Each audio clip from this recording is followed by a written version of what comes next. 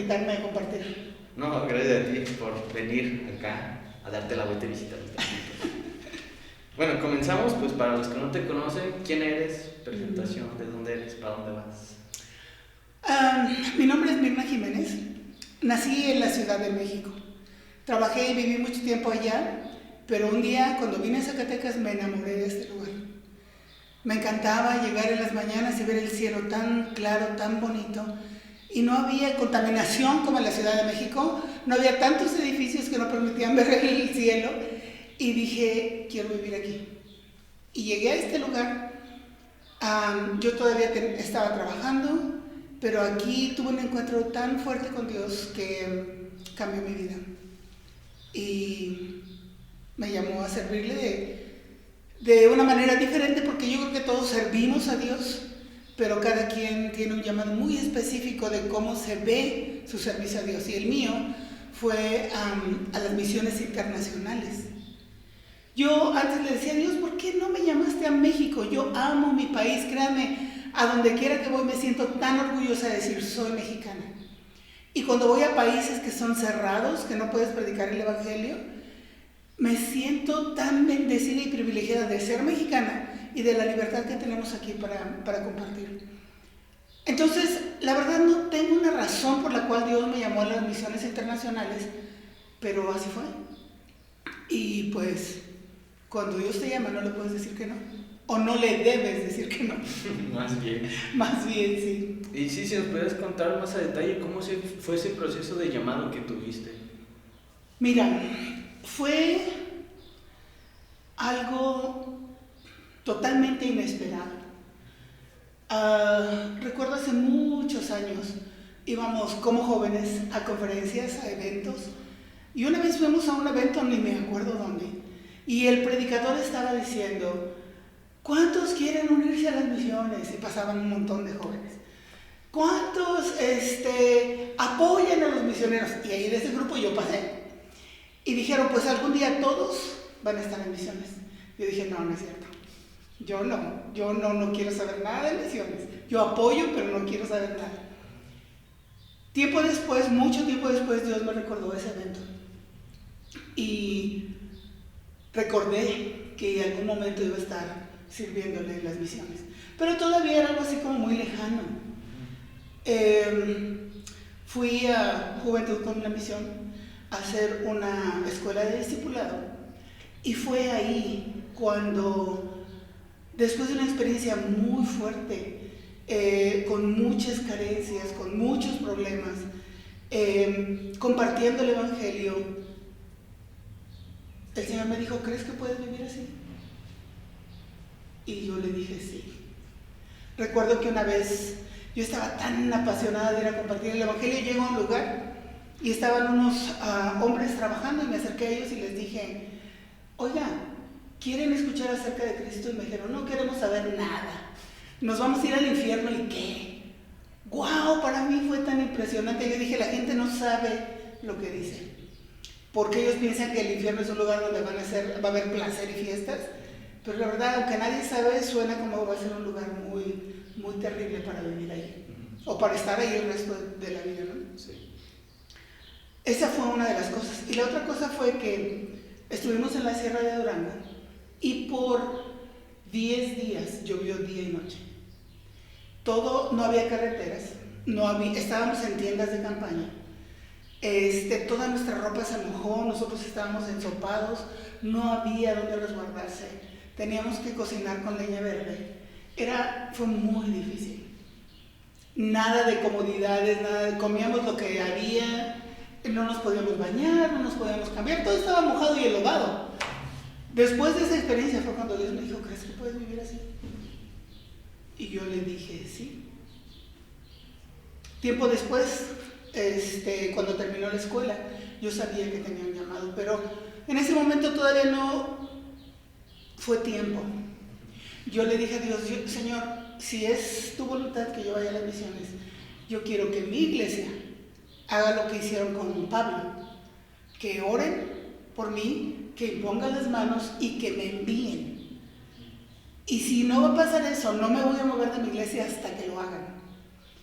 Entonces tuve que esperar y te estoy diciendo una historia muy linda.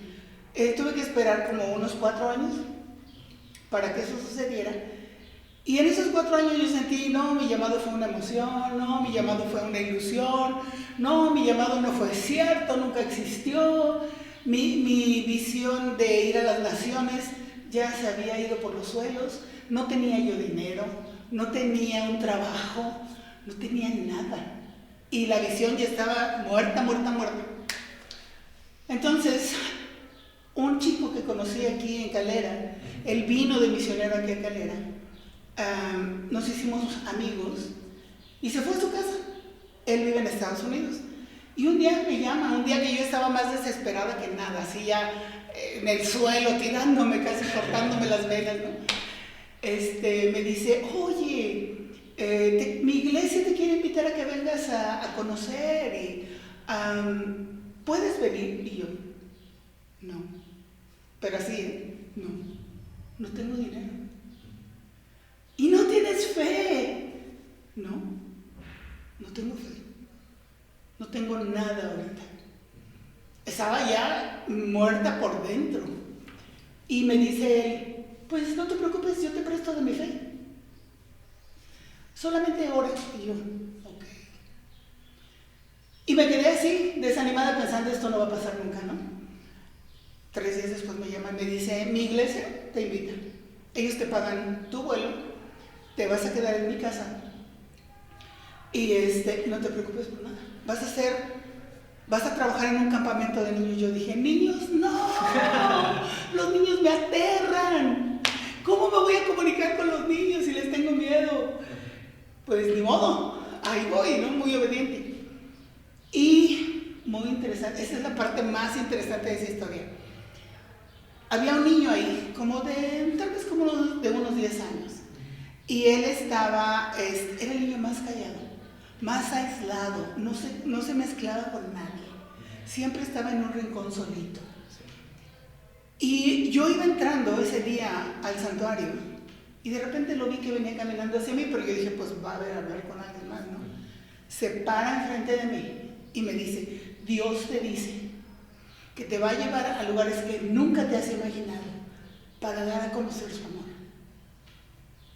Me quedé así como, me lo dijo en inglés. Yo estaba tan nerviosa que no lo entendí y fui a buscar a mi amigo y le dije, oye, ¿qué me dijo este niño? Ven, pregúntale. Y ya fue y le preguntó, el niño se acordó. Ya nunca más se volvió a acercar a mí el niño, no me hablaba nada. Fue en ese momento. Y vino mi amigo y me dijo, oye, pues te está diciendo esto. ¿Tú sabes qué quiere decir? Le digo, sí sé qué quiere decir. Entonces ya regresé aquí a la iglesia y hablé con el pastor y le dije, mira, por favor, Dios me llamó hace tanto tiempo, no había yo estado muy lista para irme, pero creo que es el tiempo. Me dijo, ok, vamos a orar por ti. Y me enviaron. No tenía yo ni un centavo, te aseguro, no tenía ni para pagar el pasaje para ir a la escuela, no tenía dinero para comprarme una soda, no tenía dinero para lavar la ropa, tenía que andar pidiendo que me regalaran jabón, lavando en una cubeta, que lavandería ni que nada. Fue un inicio muy difícil, pero he visto la fidelidad de Dios a través de todos estos años. He estado 21 años sirviendo al Señor y he visto que no me ha faltado absolutamente nada. De hecho, una de las cosas que más me pesaba era, después de que dejé de trabajar, que ya no iba a poder viajar. He viajado más estando en las misiones que cuando yo podía pagar mis viajes. Y bueno, justamente, ¿cuánto tiempo fue desde que recibiste ese sutil llamado hasta que ya pasó tu enviado? ¿Cuántos años? Como 6 años. Desde que Dios me llamó hasta que ya la iglesia me envió, como 6 años. Entonces pasé por en todos los proyectos hay una curva de empieza tu sueño, estás en la cima ya pensando lo voy a lograr y luego de repente es una bajada tus sueños se mueren, ya piensas que ya nunca más, pero Dios es tan fiel que vuelve a resucitar tus sueños y los hace realidad, que son sus sueños en realidad, ¿no? Okay. Y justamente tu llamado, ¿qué fue lo más difícil de haberlo aceptado? Lo más difícil era dejar a mi familia. Y no sé si todos los misioneros se sienten así, pero por lo menos con los que yo sirvo, la mayoría dicen lo más difícil es dejar a la familia. Es tan doloroso estar lejos, estar solo, a veces no tienes gente que te rodea, pero no, nadie es como, son otra familia, pero no como tu familia en la sangre, ¿no? Para mí lo más difícil fue irme, dejando a mi familia. Una pregunta importante. ¿Crees que es importante que una iglesia tenga misioneros? Sí, ¿no? ¿Y por qué? Yo creo que es muy importante que la iglesia tenga misioneros. Y los misioneros se pueden ver de diferentes maneras. Hay misioneros locales que tienen una pasión por ver crecer la iglesia y ellos sirven en la iglesia. Hay misioneros nacionales que Dios les llama a su propio país y a veces eso es tan difícil porque la gente dice, bueno, si vas a otros países te apoyamos, pero si es en tu propio país, ay, ¿cómo? Estás en tu zona de comodidad, ¿no? Y los misioneros internacionales, que somos llamados a ir a otras naciones, a otras culturas, y depende de cómo Dios te vaya dirigiendo. ¿Por qué es importante? Porque mira, es como el diezmo. Cuando tú eres generoso con Dios, Dios te da más, te da en abundancia. Cuando tú eres generoso con tu gente, cuando tú eres generoso enviando a lo mejor que tienes en tu iglesia, Dios recompensa eso también. Y Dios bendice a la iglesia.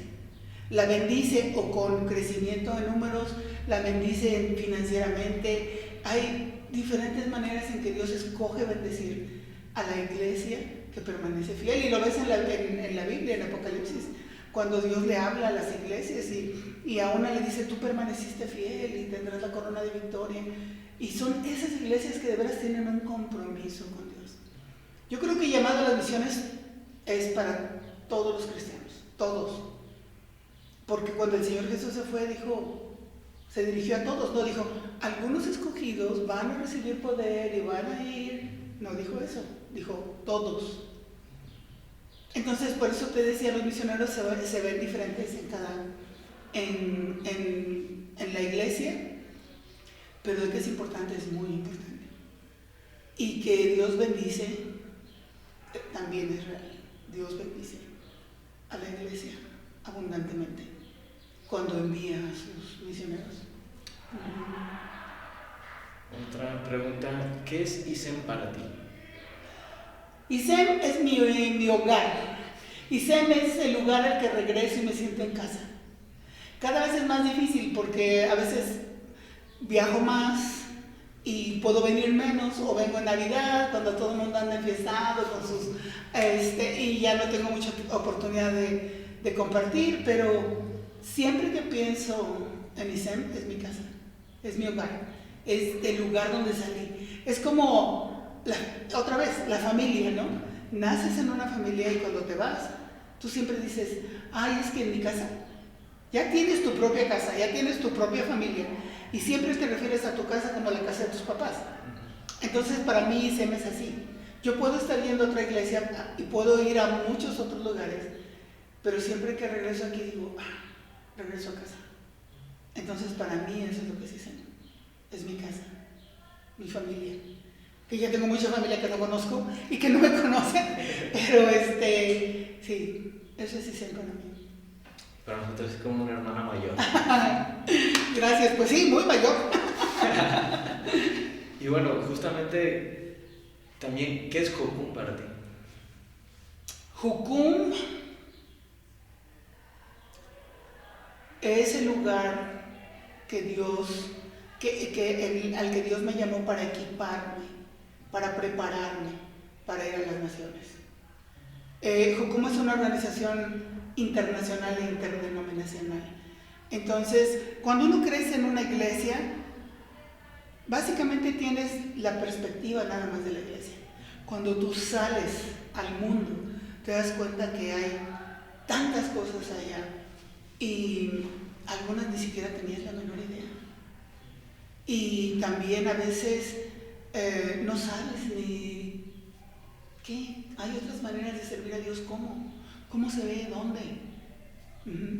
Cuando yo fui a Jucum, para empezar, yo cuento mi vida cristiana antes de la EDE, que estuve en Jucum, y después de la EDE. Para mí fue un parteaguas. Hubo tantos cambios en mi vida durante la EDE. Hubo una profundidad en mi relación con Dios. Hubo una profundidad en mi entendimiento de la palabra de Dios. Pero más que eso, hubo una profundidad en la manera en que yo veía a Dios. Porque a veces en nuestra área de comodidad podemos decir, sí, Dios es fiel. Pero cuando no tienes de comer, no tienes para pagar la luz, no tienes para lo básico, ¿de veras Dios es fiel? ¿De veras Dios es tu proveedor? Entonces, cuando estás en una situación así, Dios se vuelve aún más real para ti. Y creo que esa fue también parte de mi experiencia en Jucum. Por eso para mí es muy importante. La iglesia es mi familia, es donde nací a Cristo, donde conocí a Cristo. Y la Jucum en la EDE fue donde profundicé en esa relación y donde Dios me llamó a servirle. Entonces son tiempos de mi vida muy especiales. Y los lugares o las instituciones, los lugares, las personas son muy importantes de la manera como Dios los usó. En unos para guiarme cuando estaba yo apenas conociendo a Cristo, discipulando y aprendiendo, y otro cuando ya me eché como un clavado y me profundicé en esa relación con Dios. Entonces para mí creo en el ministerio que hacemos, creo en lo que puede hacer en la vida de los jóvenes. He visto a Dios transformar la vida de muchas personas, muchas. Y sí, creo que es una organización, un ministerio que Dios usa para atraer a los jóvenes y para que ellos tengan una experiencia con Él como más real, ¿sí? Como más, sí, conoces a Dios de una manera diferente. Okay. ¿Y cuáles son los próximos proyectos, tú como personales o en equipo? Mira, es difícil hablar de proyectos personales cuando el ministerio es toda mi vida. Es que yo no puedo hacer una diferencia entre lo personal y lo ministerial. Para mí es uno solo. Entonces, ahorita tenemos varios proyectos. Hay unas cosas en las que estoy trabajando. Tenemos un hogar de niños, no sé si te había contado, tenemos un hogar de niños y tenemos escasez de trabajadores para con los niños. Todos ahí son voluntarios igual que yo, todos tienen que pagar por trabajar ahí, todos tienen que buscar su apoyo. Y hay muy poca gente que quiere trabajar con niños que vienen de hogares quebrantados, de abuso, de drogas, de hogares disfuncionales. A veces los papás trabajan todo el día, los dejan solos. O algunas veces hemos recibido niños que han sido físicamente abusados, sexualmente abusados, mental, emocionalmente. Bueno, es muy difícil. Trabajar con ese tipo de niños es muy complicado, porque no puedes corregirlos físicamente, darles disciplina física, no. Todo es a base de influencia, todo es a base de orar por ellos, de ministrar sus vidas, representar lo que ellos perdieron. En otras palabras, ser una familia para ellos. Y la gente que tiene un llamado para trabajar con ellos y para trabajar con ellos son poquitos.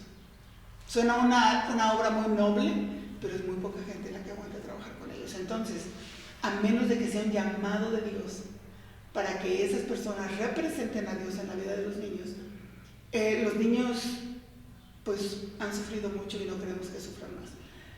Entonces, uno de los proyectos es preparar gente, desarrollar una escuela en la que podamos preparar gente, equiparla con herramientas para saber cómo ministrar a niños que proceden de ese tipo de trasfondo. Totalmente quebrantados, disfuncionales, rechazados, abandonados, con problemas de aprendizaje. Con todo ese tipo de niños es con los que trabajamos. Entonces queremos preparar a personas que entiendan cómo funciona su cerebro, cuáles son sus traumas, cómo pueden tratar con esos traumas, cómo pueden ministrarlos. Y esa es una escuela en la que todavía estoy trabajando, que quiero desarrollar, para equipar a personas que quieran trabajar o que tengan un llamado para trabajar con niños de trasfondos disfuncionales. Otro proyecto que tengo ahorita es las escuelas de discipulado. Normalmente corremos una al año, queremos aumentarlas a 2 al año, queremos aumentar la cantidad de personas porque estamos viendo la necesidad que hay en el mundo, ¿no? Especialmente ahora con la pandemia, gente que estuvo aislada, gente que no hablaba con nadie, gente que perdió la ilusión de la vida o que estuvo a punto de morir. Yo creo que hay tanta necesidad que queremos ir a esas personas. Entonces necesitamos más, invitar a más jóvenes a ser parte de eso. Hay otra escuela que es una escuela bíblica donde los jóvenes aprenden a estudiar la Biblia, aprenden a enseñarla y con un enfoque en culturas orales, pero al mismo tiempo para que ellos se desarrollen. Y hay otra escuela que se llama La Palabra en tu Corazón, que es estudiar la Biblia. También son escuelas bíblicas estas, donde aprenden prácticamente de memoria la Escritura y pueden contar la Biblia sin leerla a través de las historias, desde Génesis hasta Apocalipsis. Eso requiere mucho estudio, mucha preparación, pero queremos también tener esa escuela para equipar a los jóvenes, para capacitarlos, para darles oportunidad de que sus vidas sean también transformadas y que sean útiles para los lugares. No, pueden quedarse ahí con nosotros para ir a las misiones o pueden ir a otros lados, a la iglesia, a las esferas de la educación, a la esfera de los medios, a la esfera de los negocios, pero con una cosmovisión bíblica. Y eso es lo que queremos lograr. Entonces esos son proyectos. Y el otro más cercano es los viajes que tenemos. Cada escuela de discipulado tiene 2 etapas. Una es la fase donde aprenden y la otra es un viaje misionero que hacen. Okay. En la fase de teoría decimos que es el tiempo para conocer a Dios. Y en la fase de alcance es el tiempo de darlo a conocer. Entonces tenemos esas 2 etapas y es el lema de la organización, conocer a Dios y darlo a conocer. Y lo hacemos con todo lo que hacemos. Entonces el otro proyecto es estos viajes que vamos a estar haciendo. Todavía no sé muy bien a dónde, porque lo empezamos a saber y hasta que está la escuela y cómo están las cosas en el mundo, a qué países sí puedes entrar, a qué países no puedes entrar, dónde hay pandemia, dónde están cerrados, dónde las fronteras están abiertas. Todo eso tiene que ver. Sí. Y en este momento no sabemos a dónde vamos a ir de viaje, pero definitivamente hay, como para noviembre, fines de octubre, un viaje misionero programado para ir a algún lugar del mundo. No sé a dónde, pero a algún lugar. Ok, perfecto. Y bueno, ya casi para manera de concluir, ¿cuál sería un consejo que le darías a esos jóvenes que tal vez tienen esa duda de si Dios les llama, Dios no les llama, o incluso en su vida devocional? ¿Qué les dirías? Les diría, la mejor decisión que puedes tomar en tu vida es obedecer a Dios. De ahí fluye todo lo demás. Si tú obedeces a Dios, vas a conocerlo más, vas a enamorarte de Él y vas a querer pasar tiempo con Él. Y vas a ser prosperado. Porque Dios siempre quiere lo mejor para nosotros. Si nosotros nos comprometemos con Dios, Dios se compromete con nosotros. Si Dios nos está dando un llamado a nuestra vida, Dice la Biblia que Él escogió a lo pobre del mundo para avergonzar a los sabios o algo así. Él no llama a la gente que tiene una maestría, una ingeniería. Sí, tenemos gente de ese tipo. Tenemos gente, una muchacha que es una abogada en el ministerio. Tenemos otra que es un ingeniero químico. Tenemos otro que sabe de construcción. Tenemos gente preparada que le ha dicho sí a Dios. Entonces Dios te guía, Dios te prospera, Dios te busca lo que es mejor para ti. Y lo que es mejor para nosotros siempre es obedecerle. Siempre, siempre, siempre. Eso nunca va a fallar. Ahora, si sabes que Dios te está removiendo un llamado en tu vida y lo ignoras, no te va a obligar a hacerlo. Te va a dejar a que tú tomes la decisión. Y esa es la parte más difícil. Porque nosotros podemos decidir decirle no a Dios, no al llamado, buscar lo que en nuestro conocimiento o perspectiva es sabio y es bueno o lucrativo y perdernos de la bendición. Pero si Dios te dice, ok, ve a la universidad, haz una carrera y te quiero usar en el medio de las artes, Él lo va a usar. Pero si tú dices, no, yo voy a estudiar una ingeniería mecánica porque es donde ahorita hay mejores empleos y mejores pagados, no vas a ser el mejor. Vas a ser el mejor en lo que Dios te llame a hacer.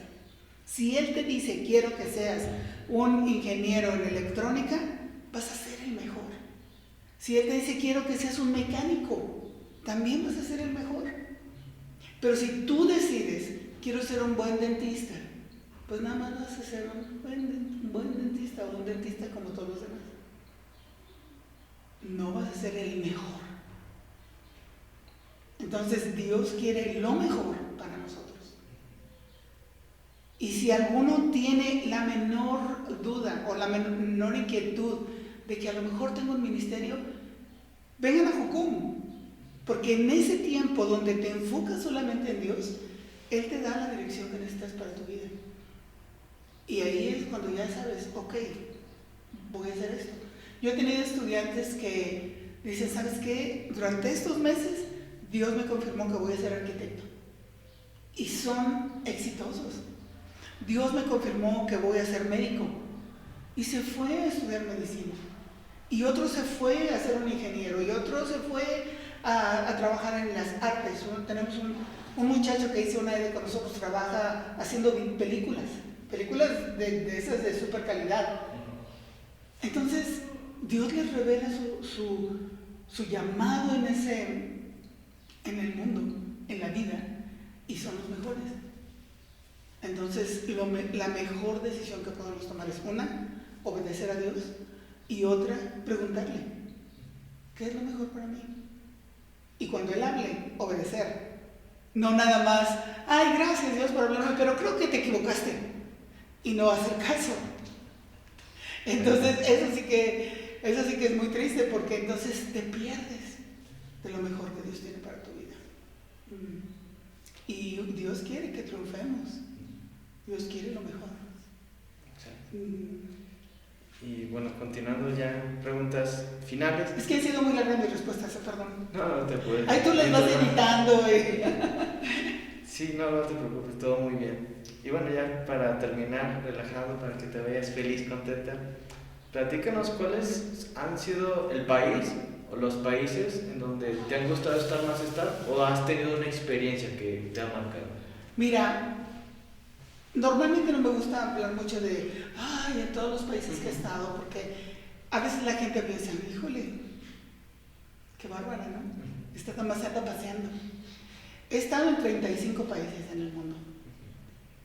Y en cada uno ha sido una experiencia muy especial. Tengo gente que conocí hace 20 años y me escriben y me dicen, oye, causaste un impacto en mi vida. De la India, por ejemplo, ¿no? Yo digo, wow. Mi intención no era causar un impacto en sus vidas, pero al obedecer a Dios, tú causas ese impacto. Y es difícil escoger uno solo, porque lo que hace un lugar especial no es la belleza del lugar, es la gente.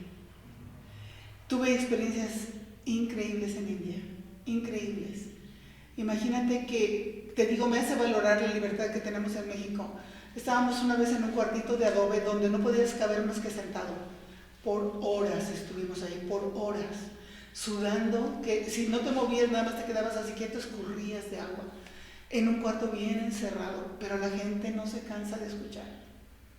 Y querían saber más, y cuéntanos otra historia de la Biblia, y háblanos más de la Biblia, y preguntando y preguntando. Me acuerdo de ese tiempo, fue tan impresionante. No hay un lugar así que yo te diga, ay, este lugar, no sé. Estuve en Mauritania, que está en el norte de África. Para poder llegar a la iglesia, que la iglesia era un grupo de 15 personas, tuve que tomar un taxi a un lugar, cambiar de taxi, subirme a otro taxi para ir a otro lugar, bajarme como a 10 calles de la iglesia, irnos caminando y dando como zigzag entre las calles, y en las esquinas había unos hombres sospechosos y yo, Dios mío, ni siquiera sabía, iba yo sola con un guía, con una persona.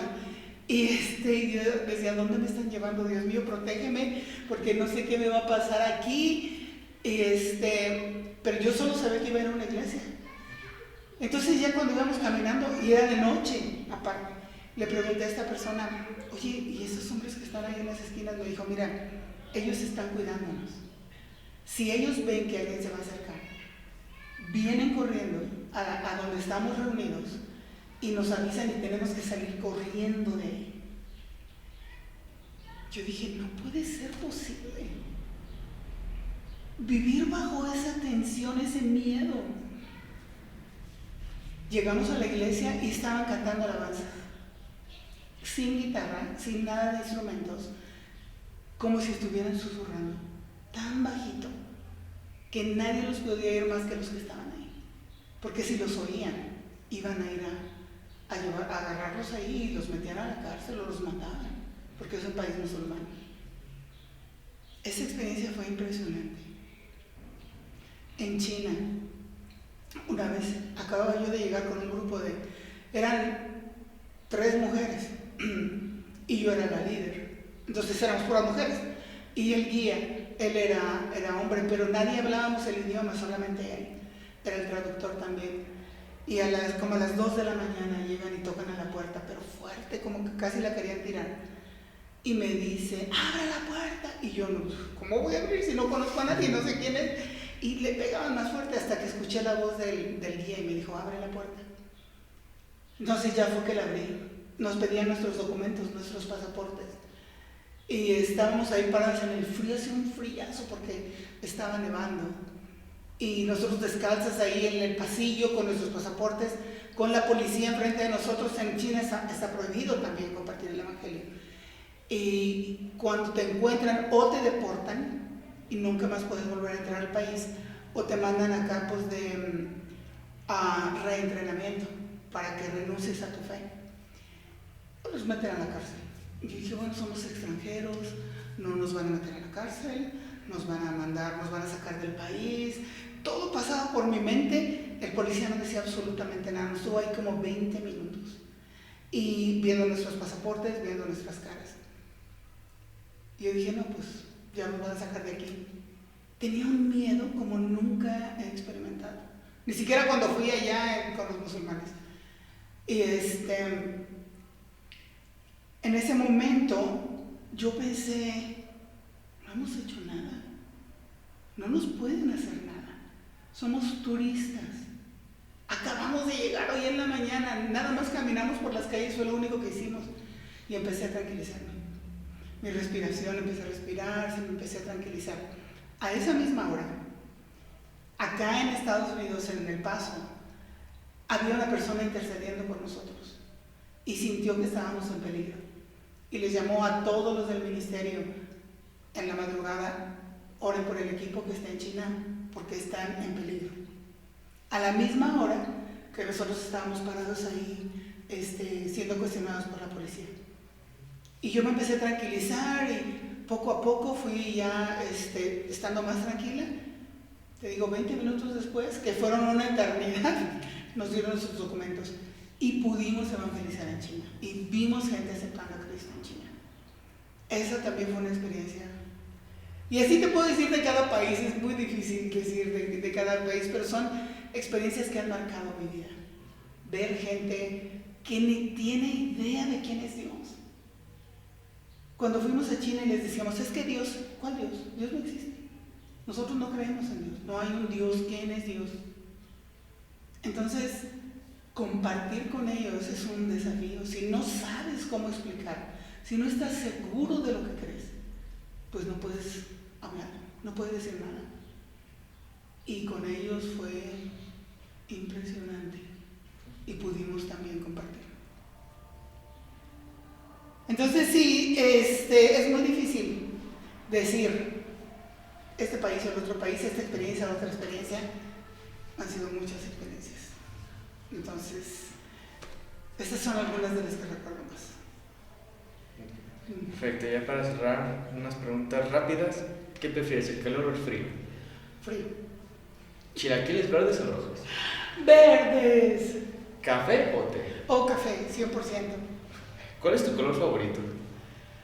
El rojo. Okay. ¿De qué pides tus tacos?